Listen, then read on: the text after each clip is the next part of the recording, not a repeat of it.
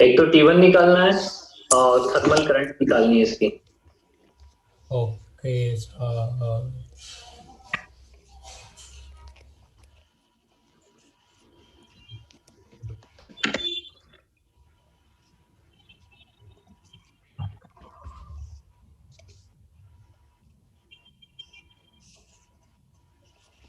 ये पहला वाला तो पैरेलल में ना दो।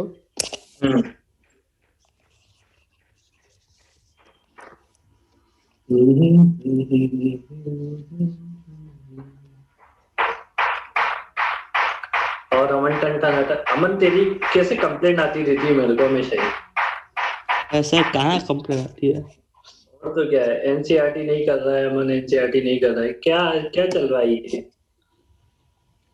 सर वो एनसीईआरटी में एक तो एक ऐसे एनसीईआरटी के वो डेटा पे गुस्सा आता है, पॉइंट पॉइंट में डेटा देते हैं ना, दिमाग क्या घूम फर्क जाता है। पड़ता है तेरे को क्या फर्क पड़ता है उसमें? क्या दिक्कत है? एनसीईआरटी के मैं चेक करूंगा तुम्हारी एडवांस वालों की, तो स्पेशली एक दिन कॉपी देखना। हाँ सर। एनसीईआरटी के क्वेश्चन करने हैं तुम्हें, पहले भी बोल दिया है मैंने तुम्हें, सब लोगों को। हाँ सर। हाँ, हर चैप्टर में एनसीईआरटी के क्वेश्चन, और तुम्हें तो एडिशनल तक भी करने हैं। एडिशनल भी क्या करूँ? एडिशनल बहुत गंदे होते।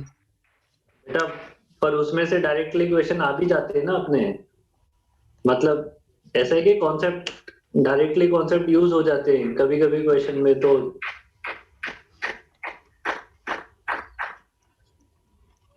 एडिशनल वो अच्छे बना रखे हैं, जेई लाइक क्वेश्चन है वो एडिशनल में।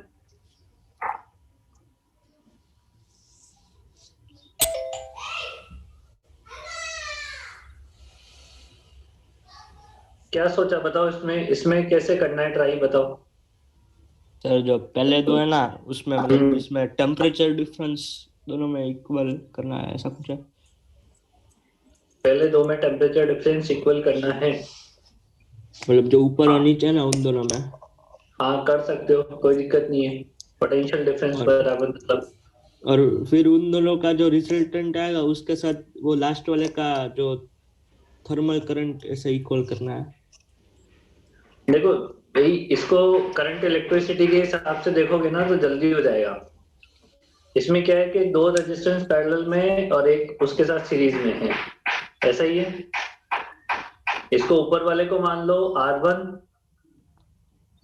इसको R1 मान लो, इसको R2 मान लो और इसको R3 मान लो। तो R1 की वैल्यू कितनी है यहाँ पे? L अपॉन के, है ना। इसको मान लेते हैं अपन R के बराबर, तो R2 की वैल्यू कितनी हो जाएगी? L upon R/2। 2 KA, है ना। इसको ऐसा मानो, इसको 4R मानो, ठीक है। तो ये कितना हो जाएगा? 2R। और R3 कितना हो जाएगा? 2L अपॉन 4KA, मतलब ये भी 2R के बराबर हो जाएगा, ठीक है ना। समझ आई बात ये? हाँ सर। अरे ये समझ आ गया ना। अब R इक्विवेलेंट निकाल लो इसका। R इक्विवेलेंट कितना हो जाएगा? तो R इक्विवेलेंट हो जाएगा 4R और 2R का, तो पैरेलल कॉम्बिनेशन कितना हो जाएगा 4R और 2R का? 8/6 मतलब 4/3, 4R/3 प्लस 2R। तो ये हो जाएगा टोटल मिला के मेरे पास 6 10 10R/3। ये समझ आ गई बात ये? हाँ सर। पहले दो को पैरेलल में ऐड किया है ना। हाँ, पहले दो को पैरेलल ऐड किया है और दूसरे उसके साथ फिर मिला के सीरीज में ऐड किया है, ओके। ठीक है ना। अरे बात समझ आई कि 1/4R प्लस 1/2R है ना। हाँ सर। अब ऐसे ही किया है अभी तक। हाँ सर आंसर क्या है? 300/7। 300/7 किसका? T1। T1। T1 तो 60 डिग्री आ रहा है।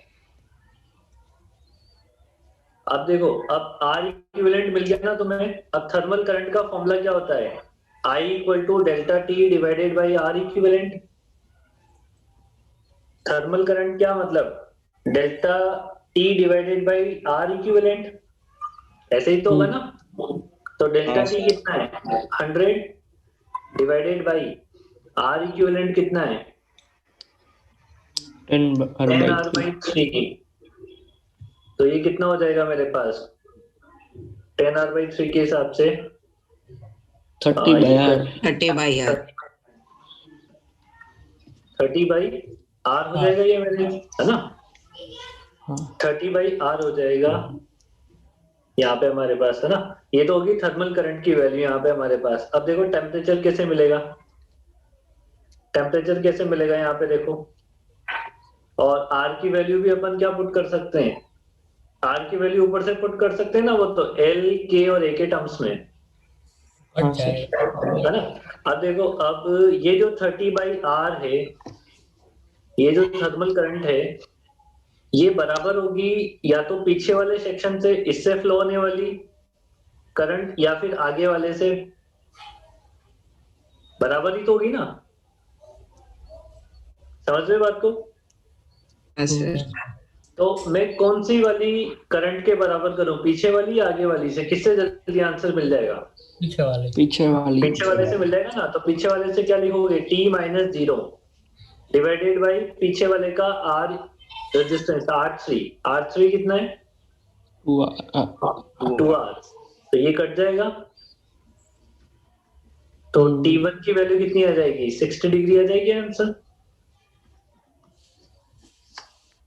समझ आई बता, हाँ सर समझ आया ना। तुम अगर आगे वाले से निकालते ना, आगे वाली करंट निकाल के करते तो भी इतना ही आंसर आता उससे। उससे क्या लिखते देखो, उससे करके देख लेते हैं, क्योंकि आंसर तो बराबर ही आएगा। उससे करके देखोगे तो 30 divided by R equal to, आगे वाले के लिए क्या लिखोगे, 100 - T1 और डिवाइडेड बाई उसका R इक्विवेलेंट कितना मिला था, आगे वाले का दोनों का मिला के 4R/3।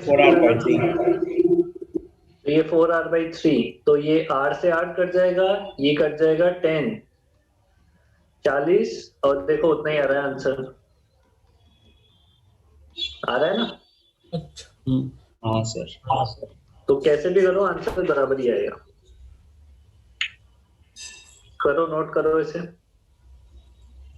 तो यहाँ पे थर्मल करंट क्या आएगा, thermal current 30 divided by R की वैल्यू पुट कर दोगे तो R की वैल्यू है L/4KA, है ना। तो ये हो जाएगा हमारे निकाल लिया पास, ना। हाँ 15L/, 120KA divided by L, ये थर्मल करंट। Okay sir. अब K और A की वैल्यू, K A और L की वैल्यू पता होती तो पुट करके आंसर बता देते।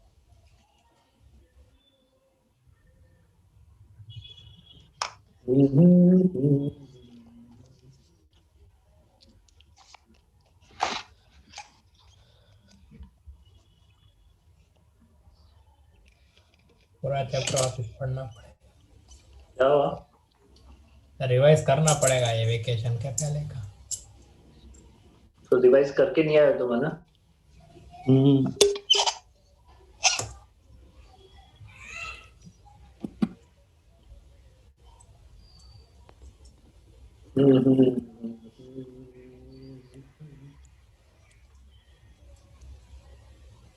नेक्स्ट करें।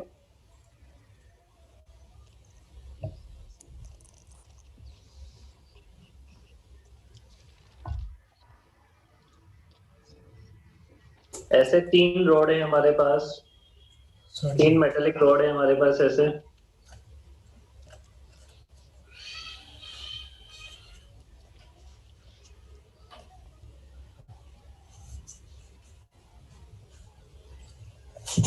पंखा बन गया।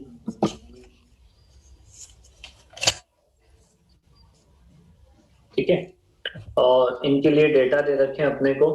ये 50 डिग्री पे दे रखा है, ये 0 डिग्री पे दे रखा है, ये 100 डिग्री पे दे रखा है,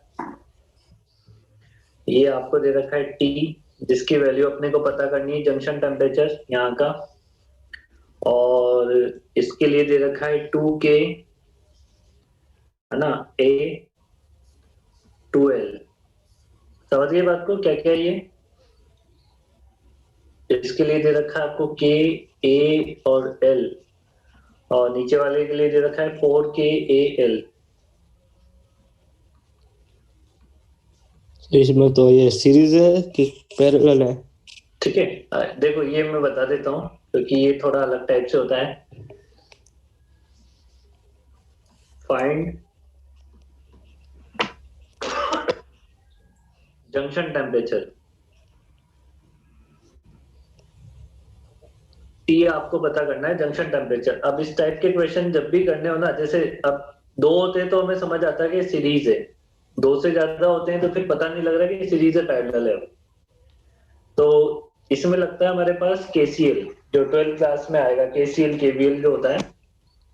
बट अभी सिंपली समझने के लिए ऐसा मान लो कि ये क्वेश्चन सॉल्व करने के लिए या तो T को आप सबसे ज्यादा मान लो, कि सबसे ज्यादा से मतलब 0, 50 और 100 से ज्यादा। यानी हम सिंपली ऐसा बोले कि T की वैल्यू को अज्यूम कर लो कि वो 100 से ज्यादा है, या फिर T की वैल्यू को अज्यूम कर लो कि वो 0 डिग्री से कम है। समझ आई बात ये? ना, दोनों में से एक काम करना है, या तो T को सबसे ज्यादा मान लो या T को सबसे कम मान लो। तुम बताओ कि क्या मानना है, उस हिसाब से फिर आगे बढ़ेंगे। बोलो जल्दी बोलो। सबसे कम। सबसे कम में थोड़ा सा टफ हो जाएगा, माइनस में आंसर आएंगे, मतलब आंसर तो सेम ही आएंगे। सबसे ज्यादा मान लो तो चल जाएगा, चल हाँ जाएगा। सर। या सबसे कम मान के कर लो तो भी कोई दिक्कत नहीं है। ज्यादा मानते। T की वैल्यू को मान लो 0 डिग्री से कम है ये, है ना? समझ आ गई बात ये? अब देखो T की वैल्यू अगर सबसे कम है तो सभी रोड में हीट का फ्लो किधर होगा? हीट फ्लो की डायरेक्शन देखो, ये 0 से T के बीच में हीट फ्लो किधर होगा? T के तरफ। T की तरफ। मतलब इसको मैं थर्मल करंट के फॉर्म में अगर लिखता हूं तो इसको मैं लिख देता हूं I1। हाँ, सेकेंड वाले में 50 से T की साइड होगा, तो इसको लिख देता हूं मैं I2। और नीचे वाले में भी ऐसे होगा 100 से ऊपर की साइड। ये बात समझ आ गई? हाँ सर, ये समझ आ गया। हाँ सर। अगर अपन सबसे ज्यादा मानते हैं तो क्या चीज चेंज होती है? डायरेक्शन चेंज हो जाती है बस, है ना? डायरेक्शन क्या हो जाती है? चेंज हो जाती है। अब देखो इस जंक्शन पे 3 करंट आ रही है ना? तो according to junction rule, according to junction rule, junction rule क्या होता है हमारे पास कि net incoming current equal to net outgoing current. किसी भी जंक्शन पे net incoming current equal to होता है नेट आउटगोइंग करंट। समझ आ गई बात ये?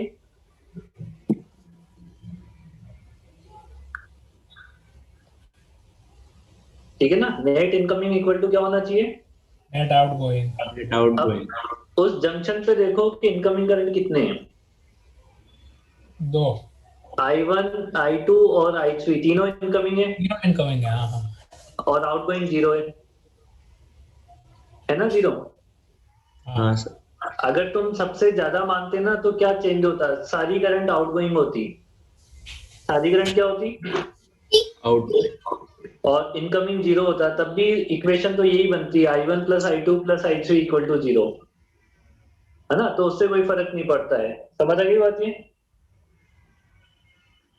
अब I1, I2 और I3 की वैल्यू बताओ क्या होगा? I1 की वैल्यू को क्या लिखोगे? डेल्टा T अपॉन RT,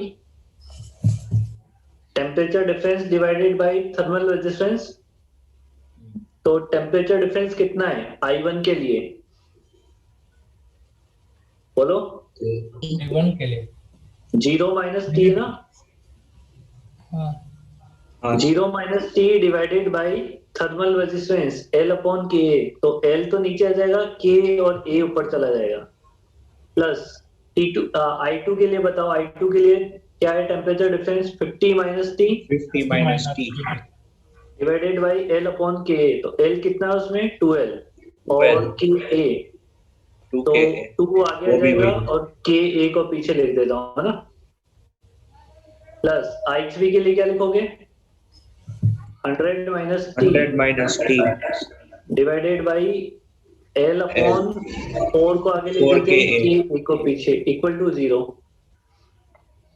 समझ रही बात? अब देखो ये सारे टर्म चले जाएंगे, K से K चला जाएगा और L से L चला L से L जाएगा। तो बचा क्या है यहाँ पे? माइनस टी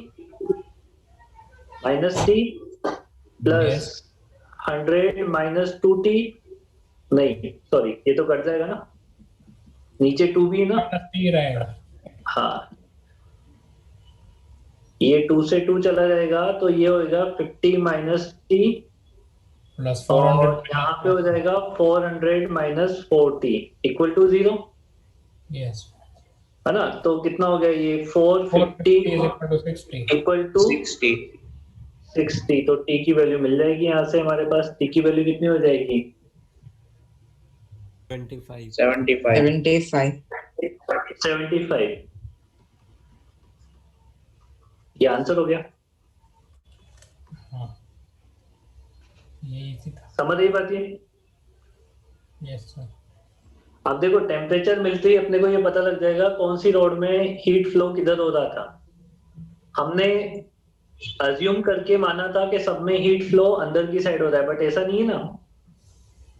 अगर ये 75 आया है तो पहले वाली रोड में I1 की डायरेक्शन सही है? नहीं, I1 की भी गलत है, I2 की भी गलत है, I3 सही है। I3 की सही है। तो अब जैसे ही टेम्परेचर मिल जाएगा ना, वैसे अपने को डायरेक्शन भी पता लग जाती है कि किसकी डायरेक्शन किधर है। बट सबसे पहले हम इनिशियली ऐसे मान के ही सॉल्व करते हैं कि या तो सबसे ज्यादा है या सबसे कम है, बाकी फिर आंसर आती है अपने को पता लग जाता है कि डायरेक्शन क्या है।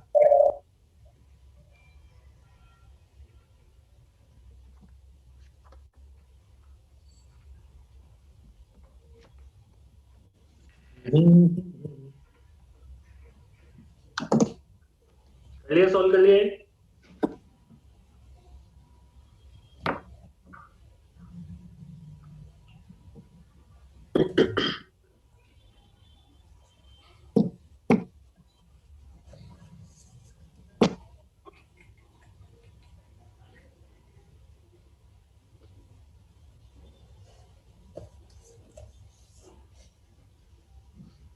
आगे बढ़े।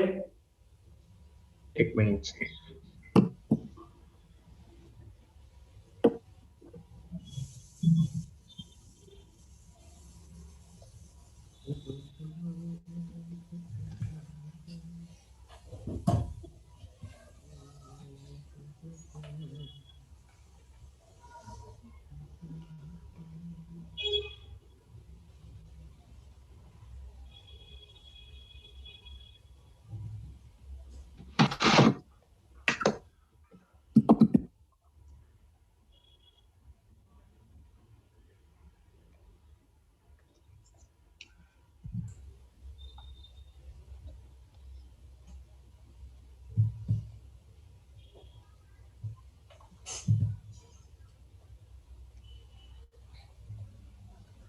फिगर खतरनाक है।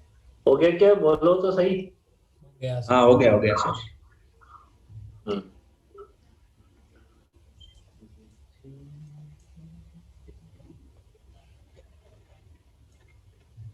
ये ऐसे डायग्राम बनाना है।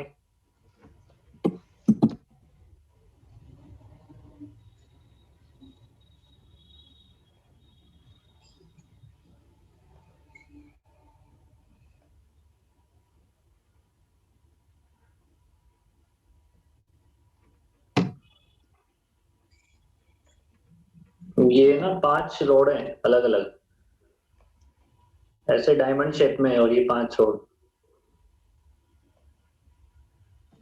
अरे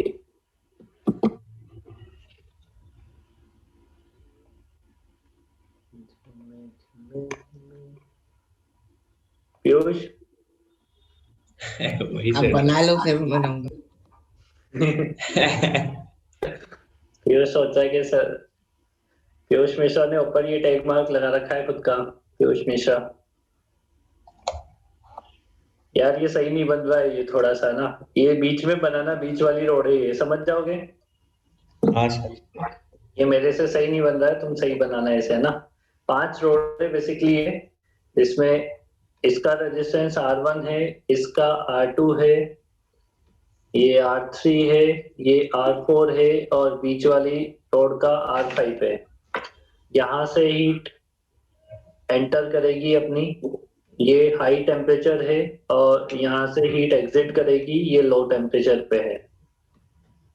ठीक है, इसको इसको बोलते क्या है, ये व्हीट स्टोन ब्रिज है ना। इसमें हेडिंग डालना, ये व्हीट स्टोन ब्रिज है ये हमारा। करंट इलेक्ट्रिसिटी में भी आएगा हमारे ये, इसको व्हीट स्टोन ब्रिज बोलते हैं।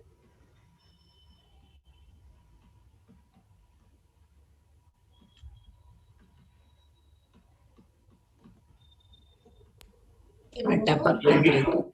हाँ, क्या बोल रहा है पीयूष?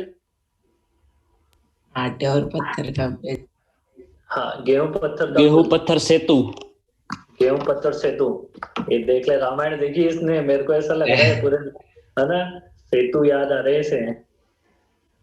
हाँ सर। है ना, रामायण देखता है ना तू? हाँ सर। देखो, एक गेहूं पत्थर के सेतु को अपन ऐसे बना सकते हैं। यहाँ पे रेजिस्टेंस की फॉर्म में अगर बना रहे, रोड को रिप्लेस कर देते हैं रेजिस्टेंस से, सर लिखना है तो ये व्हीट कुछ स्टोन। इस तरीके का डायग्राम बन जाएगा हमारे पास।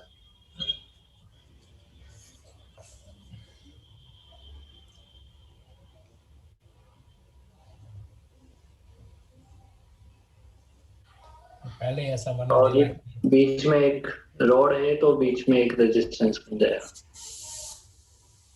यहाँ पे ये टी हाई टेम्परेचर पे, यहाँ पे ये लो टेम्परेचर पे। ये R1, R2, R3 and R4 और बीच वाला R5 हो जाएगा। समझ आई बात ये समझ आई बात ये? हाँ सर। ठीक है, अब होगा क्या इसमें, इसमें हम पढ़ते हैं balance Wheatstone bridge condition. ये कैसे आई है ये तो अपन 12th क्लास में सीखेंगे, बट इससे रिलेटेड अभी क्वेश्चन करने हैं, तो बस इतना सा समझ लो। Condition for balance Wheatstone bridge, है ना। बैलेंस व्हीट स्टोन ब्रिज की कंडीशन क्या होती है कि current in R5 resistance will be 0। क्या हो जाएगी ये, इसमें करंट क्या हो जाती है, R5 वाले में क्या हो जाती है, करंट जीरो करंट हो जाती है। अगर देखो इसमें करंट R5 वाले में करंट 0 होती है ना, तो अपने को डायरेक्टली रिलेशन मिलते हैं R1 divided by R2 equal to R3 divided by R4।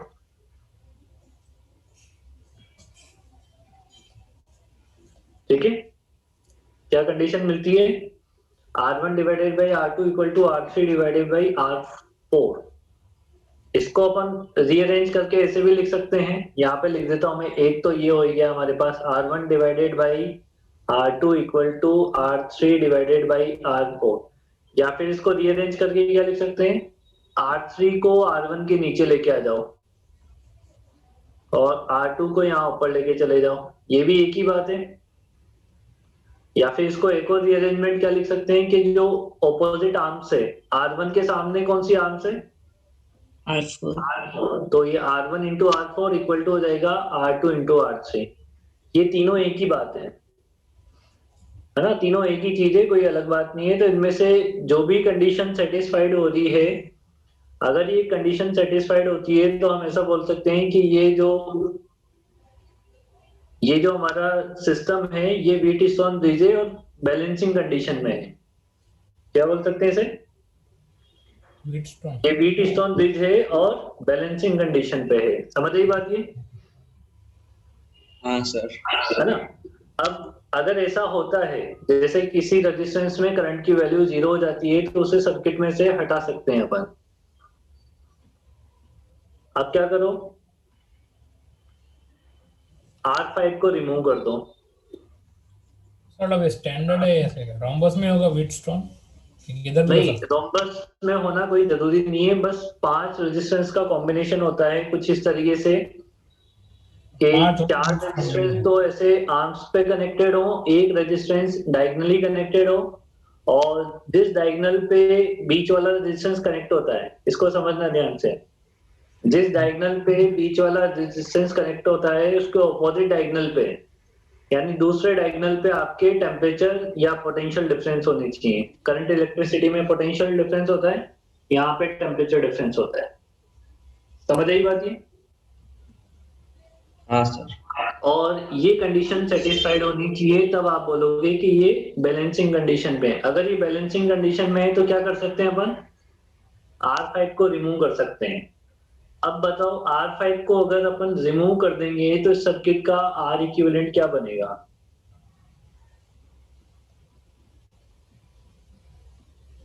इस सर्किट का R इक्विवेलेंट क्या बनेगा? देखो पर का सीरीज में R1 ऊपर R3 का दो सीरीज में सीरीज और में और ये फिर R2 पैरेलल R4 में। सीरीज दोनों का में resultant parallel.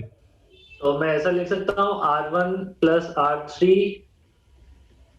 R2 plus R4 divided by R1 plus R2 R1 plus R2 plus R3 plus R4। ऊपर के दोनों सीरीज में, नीचे के दोनों सीरीज में, फिर पैरेलल में। यही किया है मैंने। हाँ सर। ठीक है, बस यही करना होता है इसमें ना। इसको नोट कर लो, फिर इसके क्वेश्चन कर लेते हैं अपन। ऐसा भी कर सकते हैं ना कि R1 R2 parallel R3 R4 parallel. नहीं, R1 R2 पैरेलल नहीं होंगे ना, क्योंकि बीच वाला रिमूव हो जाएगा तो ये हट जाएगा यहाँ से। हाँ, ये हट जाएगा तो ऊपर करंट ऐसे जाएगी और ऐसे निकल जाएगी, ओके, हाँ ठीक है ठीक है। है ना। तो वो जहाँ R1 पे R2 डिवीजन पैरेलल। होता है वो पैरेलल है, सही। हाँ, जहाँ पे वो जितने डायरेक्शन में करंट निकलता है वहां से पता चलता है। हाँ। सीकेटी क्या है? सीकेटी मतलब सर्किट। सर्किट। हाँ। अरे पार्थ, ऐसा कंफ्यूजन होता है। पार्थ का भाई कहाँ है? पार्थ का निशांत का है? वो गया उसके दोस्त के घर। दोस्त के घर गया? हाँ सर। वहां परेशान करेगा लोगों को ना? नहीं, वहाँ अच्छा रहता है। वहां अच्छा रहता है। हाँ सर।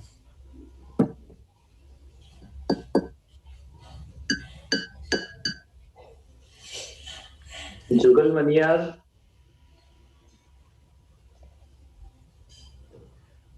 जिनमें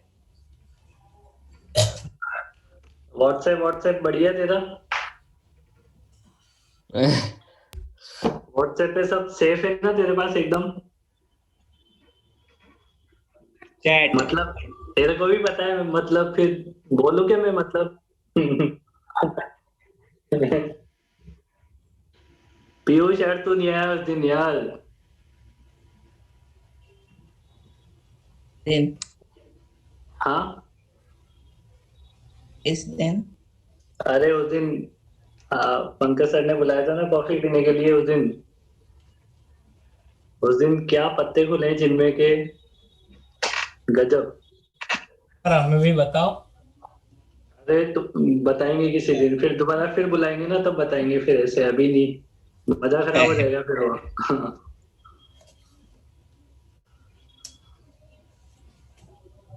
चलो करें इसका Okay. क्वेश्चन, चलो। सर ये कॉन्सेप्ट था अब तक। हाँ, ये कॉन्सेप्ट था। हाँ,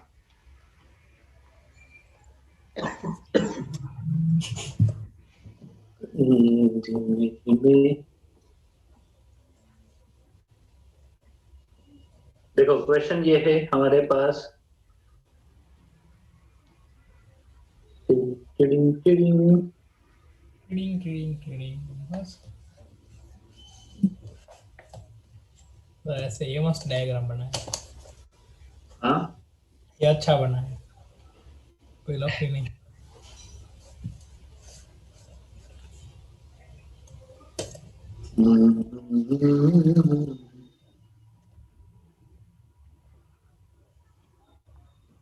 ऊपर दे रखा है 100 डिग्री, नीचे दे रखा है 0 डिग्री, है ना।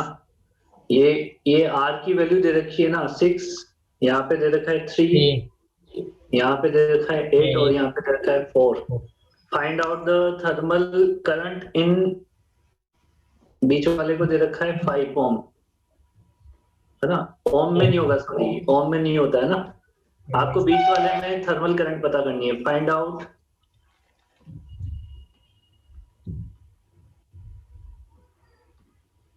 थर्मल करंट इन, वो 100 और 0 हाँ वो अलग अलग साइड पे नहीं होंगे? अब यही है जो है। सर वैसा क्वेश्चन देंगे तो हम वैसे ही कर देंगे, इसलिए। आपके गांव में कैसे इन्वेंशन हो गया? क्या बेटा? आपका गांव आगे बढ़ा कि उधर ही है सर? मेरा गांव वहीं पे, आगे कैसे बढ़ेगा गांव? गांव के लोग आगे बढ़ते हैं। हाँ वही सर। हाँ अच्छा,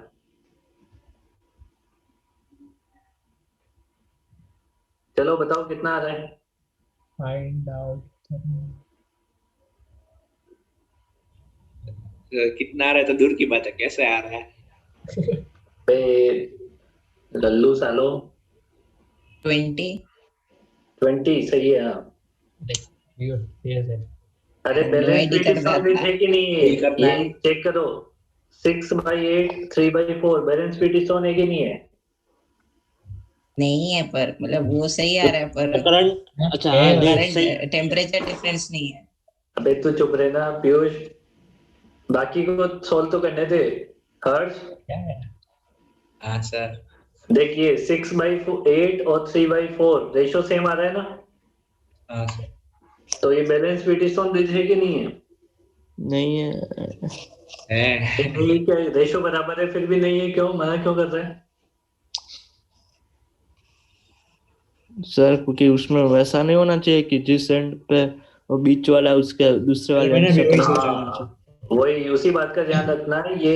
ऐसा देखो, अब ऐसे बैलेंस व्हीट स्टोन ब्रिज जैसा डायग्राम दिखने वाला सभी ब्रिज व्हीट स्टोन नहीं होते हैं। समझ, ये आंखों का धोखा है एकदम। वो उल्टा होना चाहिए। ठीक है ठीक है ठीक है। इसमें आंखों का धोखा है सर एकदम, मतलब दिख वैसा ही रहा है बट है नहीं वो एक्चुअल में। सर पर मतलब जो अगर ऐसे ऐसे ऊपर और नीचे है तो जो साइड वाला है उस पे जीरो होना चाहिए, उसमें तो यहाँ पे जीरो होने ही। चाहिए मैंने भी थे, वही सोचा। यहाँ पे सर होने चाहिए थे, तब जाके बैलेंस व्हीट स्टोन होता है ये। नहीं सर, सर क्या? सर ये अगर ऊपर और नीचे ऐसे वो वर्टिकल वाले डायगोनल में है तो जो हॉरिजॉन्टल वाला डायगोनल है उसमें रेजिस्टेंस नहीं होना चाहिए ना। समझा नहीं तू क्या बोल रहा है? मतलब देखो उसमें वो जो ऊपर आपने बनाया था तो उसमें साइड से करंट फ्लो रहा था, हाँ और जो जो वर्टिकल डायगोनल था उसमें जीरो था, आर जो आर था वो। हाँ। इसमें वर्टिकल में करंट फ्लो हो रहा है और जो हम्म। हॉरिजॉन्टल में जीरो होना चाहिए ना। अबे हॉरिजॉन्टल में तो कुछ है ही नहीं, कैसे जीरो होगा? तो मतलब वो वहां ही पे हुआ तो ना, कुछ, तो जीरो ही हुआ ना, अरे कुछ है तो ही नहीं हाँ, तो। पर बेटा ये व्हीट स्टोन बिजी नहीं है ना, पहली बात तो ये है। नहीं समझा बात को, व्हीट स्टोन ब्रिज तब होता है जब यहाँ पे 100 डिग्री सेल्सियस और यहाँ पे 0 डिग्री सेल्सियस रीडिंग होती। ऑपोजिट डायगोनल पे होने चाहिए थे ना, जिसपे रेजिस्टेंस कनेक्टेड है उसके ऑपोजिट वाले डायगोनल पे, मतलब दूसरे वाले डायगोनल पे टेम्परेचर होना चाहिए था, ऐसा तो है ही नहीं यहाँ पे। ठीक है, तो ये तो वो तो क्या बैलेंस सिंपल के केस लिए है। था। ये तो देख इन दोनों का सीरीज, इन दोनों का सीरीज, और फिर इन तीनों का पैरेलल, ये तो पैरेलल कॉम्बिनेशन है बेसिकली, है कि नहीं है? हाँ सर। हमसे 5 ओम वाले में करंट पूछा गया था, तो 5 ओम वाले में करंट निकालना कौन सी बड़ी बात है, I इक्वल टू होता है delta T divided by R, होता है ना। डेल्टा टी कितना है 5 ओम के लिए, 100 - 0 डिवाइडेड बाई कितना, रेजिस्टेंस पाई, तो ये कितना हो जाएगा 20 जूल, जूल पर सेकंड में आएगा ना, dq बाई dt निकालते हैं, ये dq बाई dt होता है। समझ रही बात, ये थर्मल करंट हाँ सर। समझ आ गया ना? हाँ सर। तो मतलब वैसा दिख रहा है, इसका मतलब ये नहीं कि वो बैलेंस पीटिशन दीजिए, थोड़ा ध्यान से सोच समझ के। मतलब अदर एंड पे होना चाहिए ना, जिस एंड पे वो करंट फ्लो हाँ होना अदर चाहिए। एंड पे होना चाहिए था, तब जाके वो काम होता अपना। चलो अब ये ट्राई करना, देखते हैं। 12 स्टोन ब्रिज होगा। ये पीटिशन ब्रिज होगा बैलेंस, हाँ नहीं है, बोला होना चाहिए और नहीं है। अमन ने तो पहले तीन तीन declare कर दिया। कंटिन्यूस में लगे हूँ।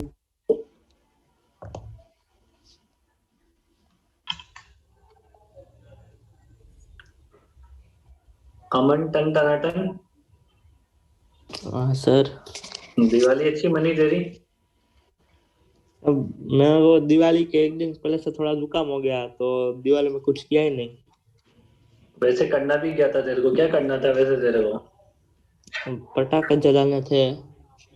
पटाखे तो क्या है, जलाने होते हैं पटाखे, क्या करोगे जला के? मजा आता है।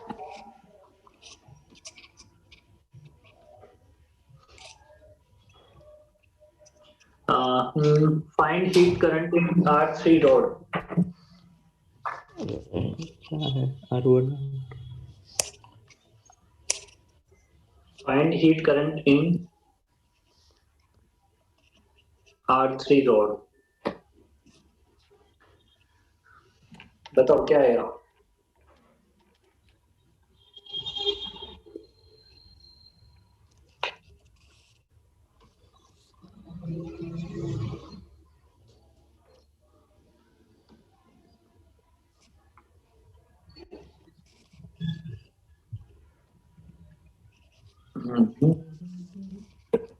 क्या है बैलेंस पीटीशन दीजिए।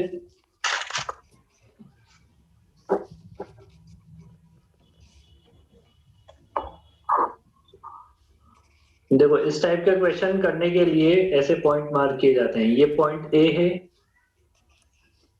अब ये देखो ए से कोई डायरेक्टली कनेक्टेड है बिना रेजिस्टेंस के? ए से कोई डायरेक्टली ऐसा R1 और पॉइंट नहीं, नहीं बिना रेजिस्टेंस के कोई वायर से कनेक्टेड है कोई दूसरा पॉइंट? जैसे ये एक पॉइंट ये है, एक पॉइंट ये है, ये सब रेजिस्टेंस वाले ही है। तो अगर बीच में रेजिस्टेंस आ जाता है ना तो पॉइंट भी चेंज हो जाता है। ये ए है, इसको मान लो बी, उधर मान लिया सी। अब ऐसा कोई पॉइंट है जो सी से डायरेक्टली कनेक्टेड है बिना रेजिस्टेंस के? नहीं। नहीं ना, तो क्या इसको बोल रहे ये हो? अरे सर वो नीचे वाला है ना, नहीं है ना बेटा, रेजिस्टेंस है ना बीच में। ये वाला कौन सा इसके वाला? आगे, इसके आगे, इसी के नीचे वाला डायरेक्ट। अरे पर ये तो एक ही है ना, ये तो एक ही है, उससे तो कोई मतलब जो नहीं हमारा है, ये क्या है, कनेक्टेड है ना? कनेक्टेड है ना तो सर। इसमें हमारे पास कितने डिफरेंट पॉइंट हैं? 2। 3 या 4? 2 चार। 4 ए बी सी C और डी। D का समझ नहीं आया। सी और डी बेटा, जितने डिफरेंट पॉइंट होते हैं सारे मार्क करने होते हैं। तो मतलब कैसे पॉइंट होते हैं? ये ऐसे पॉइंट होते हैं जिन पे आपका डायरेक्ट कोई कनेक्शन, जैसे कि ए से अगर बीच में रेजिस्टेंस नहीं होता ना तो ये वाला पॉइंट भी ए होता और ये वाला भी ए होता, ओके। समझ? बट जैसे रेजिस्टेंस आ जाता है ना तो पॉइंट आपका चेंज हो जाता है।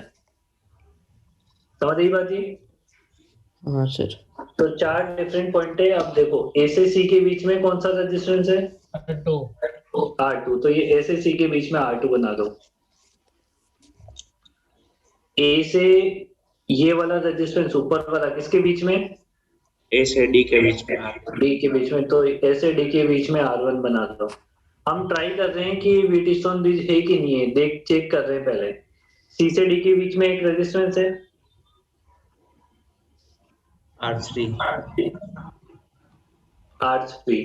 फिर सी से नीचे से देखो, सी से डी के बीच में एक रेजिस्टेंस है R2। R2। और डी से बी के बीच में एक रेजिस्टेंस है R1। यहां से देखो मैंने हीट एंटर के लिए बनाया था ए पे TH, और बी से हीट एग्जिट के लिए बनाया था TL। अब बताओ ये व्हीटस्टोन ब्रिज है कि नहीं है? अब है ना?